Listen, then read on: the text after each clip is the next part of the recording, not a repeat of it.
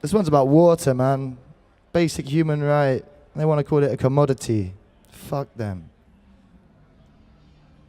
I woke up this morning feeling burdened by the debt. The water board are billing me for drink I didn't drink yet. I phoned their local representative, the one who made the threats, and I chose my words just as politely as my words could ever get. I don't think he heard a word I had to say. He asked if it'd be better to call me back another day. I said, I don't think you heard a word I have to say. My intention, sir, is I don't intend to pay. So turn my water off and I'll take your ass to court. Reduce the prices like you oughta and I'll give payment some thought. But until you deem to negotiate and I choose to walk aboard, I don't really think it's appropriate for you to tell me what's the score. I owe you nothing. Water's my birthright. And seeing as I've got no money, well, I'm quite prepared to fight. Although I'll probably more likely tap a line and run a pipe to sight. See, I'm mainly into loving and drinking water. I'm not into violent hype. But some of us here seek excuses because poverty incites. And my friend's tools have many uses, especially in the dark of night. So if you seek to avoid retribution, I suggest you start thinking twice about your one-sided wealth distribution and how the thirsty will sleep tonight. But yeah, matey on the end of the phone in the call center, he wasn't necessarily hearing me. And I felt this was his vibe, right? He's saying, I arrived this morning to instant pressure from the boss. I got 1,000 things to do before I can think of knocking off. I'm hoping I can find some time to eat some food and phone the wife to tether a lover. But I'm quite prepared to spend another day with less than 30 seconds rest so that I can get ahead. At least not be the unlucky one that gets laid off. Next time the boss man needs to get paid off. Everybody in the office make a moral trade-off. It's not just me. I'm just doing my job. And if I didn't, there'd be someone else wielding the rod.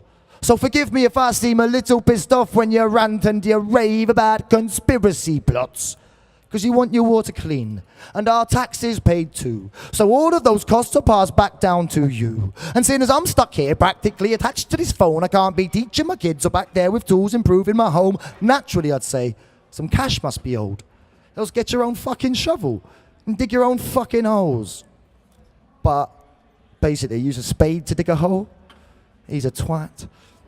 Mate, I'd happily dig my own holes, but privatization won't let go. The fence they erected is set in stone. If I get caught digging, the bailiff shows. Probation knows. They take my shovel and break my nose. I'd love to build all the things that I need, but apparently that requires a license. Plus, I don't own any trees.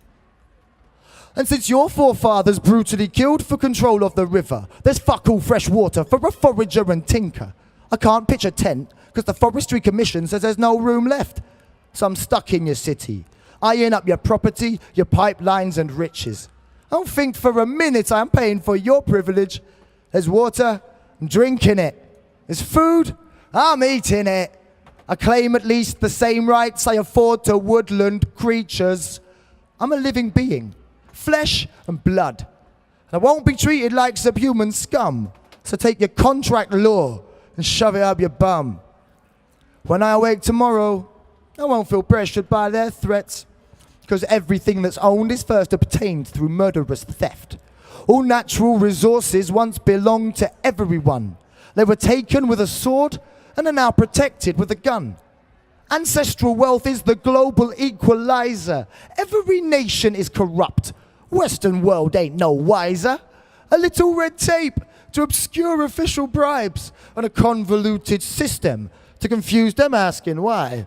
So next time you catch me stealing water or find folk are taking bread, remember all things were once common, and yet, maybe again.